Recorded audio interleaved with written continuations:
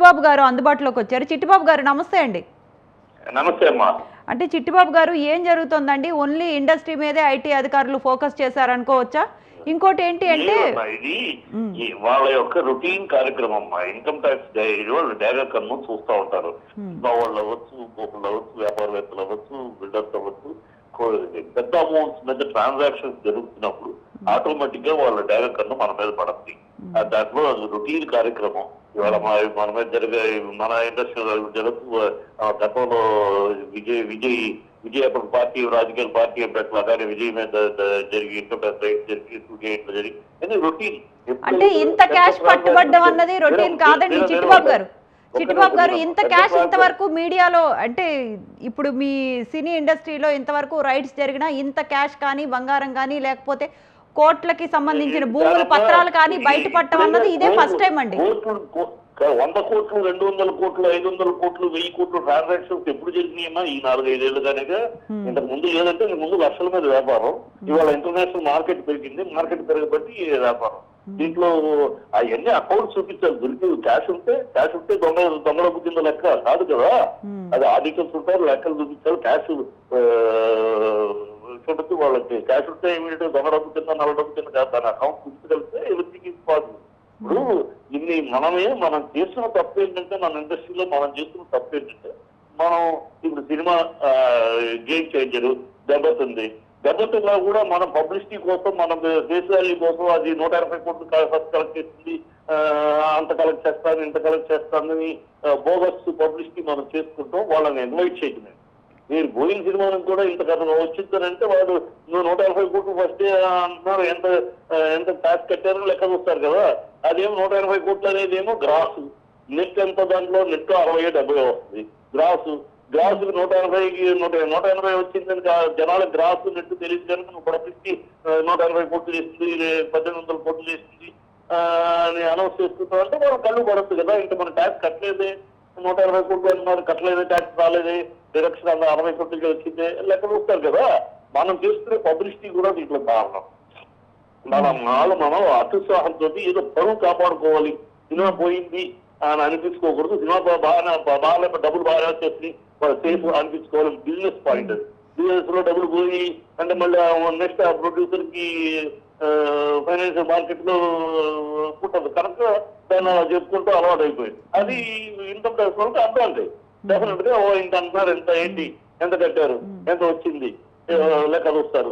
ఇప్పుడు 300 కోట్లు రెమ్యూనరేషన్లు. ఎవరికా మీరు రెమ్యూనరేషన్ ఎంత తీసుకున్నారో ఇచ్చేవాడికి పుచ్చుకునేవాడికి మీకు ఎంత వైట్ ఇచ్చాడు, ఎంత బ్రాడ్ ఇచ్చాడు. అంటే ఇప్పుడు ప్రొడ్యూసర్సే కాకుండా ఇప్పుడు సుకుమార్ గారి దగ్గర కూడా ఐటీ రైట్స్ జరుగుతున్నాయి. సుకుమార్ గారు లాంటి వాళ్ళు అంటే వాటాలు కూడా అంటే పుష్ప 2లో లాభాల్లో వాటాలు కూడా తీసుకున్నట్టున్నారు. అందుకే అవి కూడా లెక్కల్లో చూపించలేదు. అంటే ఎక్కడా పొంతన కుదరట్లేదు. వాళ్ళకు వచ్చిన లాభాలు కానీ, వాళ్ళు కడుతున్న ట్యాక్సులు కానీ పొంతన కొందరు కుదరదు. వాళ్ళు ఆడిటర్స్ ఉన్నారు, మా ఆడిటర్స్ ఉంటారు, మా నిష్ణాతులు ఆడిటర్స్ ఉంటారు. ఇంత పెద్ద వ్యాపారాలు చేసేటప్పుడు ఆడిటర్స్, నిష్ణాతులైన ఆడిటర్స్ ఉంటారు. వాళ్ళ దాంట్లో ఎంతవరకు ఏదో లెక్కలు తేలకపోతే ఫైన్ వేస్తారు. ఫైన్ వేసి పెనాల్టీ కట్టమంటారు అంతే కదా. ఏది ఉరిదీయరు కదా.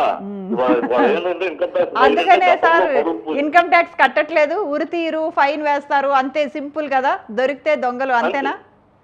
అంతే. ఇదేమో దొంగలు మాట ఇదేకమ్మా. ఇన్కమ్ ట్యాక్స్ రైట్ జరిగితే అమ్మో దొంగలు దొరికారు అన్నట్టు ఉండేది. ఇవాళ ఇన్కమ్ ట్యాక్స్ రైట్ ఇస్తే ప్రెస్టేజ్ పెరిగి అబ్బో ఇన్కమ్ ట్యాక్స్ రైట్ చేశారు, స్థాయికి వెళ్ళిపోయారు వీళ్ళు, అంత సంపాదించారా, అది స్థాయి పెరుగుతారు.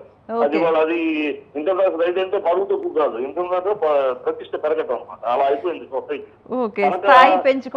దాని వల్ల ఏం పెద్ద దీని గురించి పెద్ద మనం ఏదో వరి అవుతుందో తప్పితే అక్కడ ఆడిటర్స్ ఉంటారు. అంత వ్యాపారాలు కోట్ల మీద 100 కోట్లు 1000 కోట్ల మీద వ్యాపారం చేసిన వాళ్ళకి మన స్నాతులైన ఆడిటర్స్ దేశంలో ఉంటే గొప్ప ఆడిటర్స్ ఉంటారు. ఎక్కడ ఏ మతలు ఏంటి దేన్ని ఎట్లా చేస్తే వాళ్ళే ఈ ఆడిటర్స్ సలహాలు ఇచ్చేది. ఎంత వైట్ తీసుకోవాలి, ఎంత బ్లాక్ తీసుకోవాలి, బ్లాక్ ని ఎట్లా వైట్ చేయాలి, ఎన్ని సలహాలు ఇచ్చేది మహానుభావులు వాళ్ళు ఆడిటర్స్. ఈ దేశంలో ఆడిటర్స్ చెప్తారు, డెఫినెట్ గా సలహాలు ఇస్తారు. వాళ్ళు ఎట్లా ఏదైనా ఉంటే ఫైన్, పెనాల్టీలు. ఇప్పుడు ఎన్ని గోల్డ్ ఉంది, కొన్న రేట్లు, రిసీట్లు ఉంటాయి. ఆ రిసీట్లు ఎప్పుడు కొన్నారు, ఏ టైంలో కొన్నారు,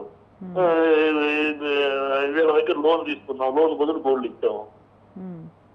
ఉంటాయి రకరకాల దీంట్లో రకరకాల మ్యానుపులేషన్స్ ఉంటాయి, రకరకాల వీళ్ళు తెలియగలరు, వీళ్ళని ఆడిటర్స్ తెలియగలరు, ఇన్కమ్ ట్యాక్స్ వాళ్ళు ఈ కళతో చూస్తూ ఉంటారు. ఇక్కడ ఒక సినిమా వాడు అది కాదు, పెద్ద పెద్ద మహా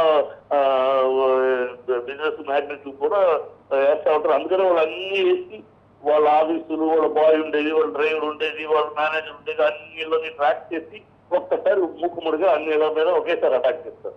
అందుకనే వాళ్ళు టైం తీసుకుని మనం చేసుకున్న తప్పు ఎందుకు ఏంటంటే ఇది రొటీన్ మనం చేసిన తప్పు ఏంటంటే మన సినిమా ఫీల్డ్ ఈ పబ్లిసిటీ చేసుకుంటాం.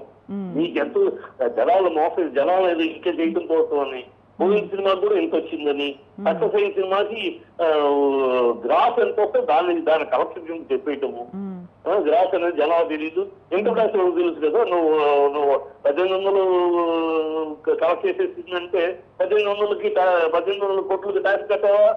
నువ్వే జరుగుతుంది కదా, ట్యాక్స్ డిడక్ట్ అయిందా అవలేదు, జిఎస్టీ డిడక్ట్ అయిందా అవలేదు, రోజులు ఇంతకే అయింది, మరి 1800 ఇచ్చారా ఎన్ని అడుగుతారు. అప్పుడు వీళ్ళు చెప్పుకోవాలి పబ్లిసిటీ కోసం ఇచ్చుకున్నామండి మాట, అది కాదు ఇది కాదు చెప్పుకోవాలి. అవన్నీ ఏమి ఇచ్చినా సరే వాళ్ళు ఏదో కంప్లైంట్, వాళ్ళు ఫైన్ పెనాల్టీనో ఏదో వేసి ఇది కట్టాలి,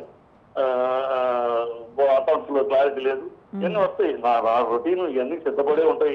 ఈ పెద్ద వ్యాపారాలు చేసేటప్పుడు వీళ్ళన్నిటికీ సిద్ధపడి ఈ ఇన్కమ్ ట్యాక్స్ కోర్టులు అన్నిటికీ సిద్ధపడి చేస్తారు, వాళ్ళు ఆ జాగ్రత్తలోనూ ఉంటారు. రైట్ అండి.